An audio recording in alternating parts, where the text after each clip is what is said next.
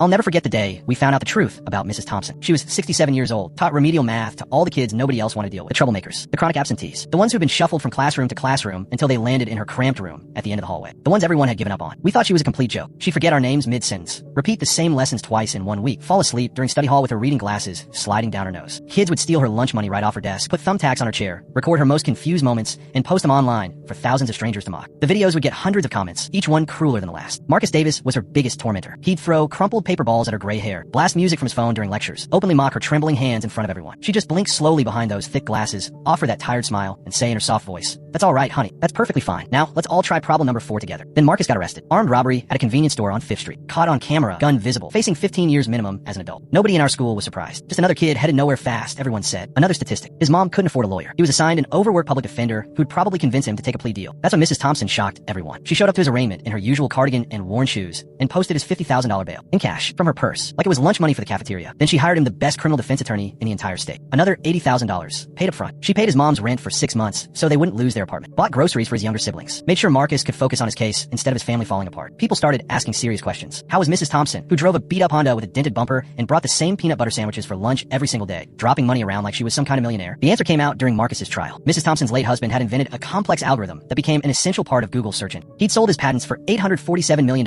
before he died. Mrs. Thompson was worth almost $1 billion.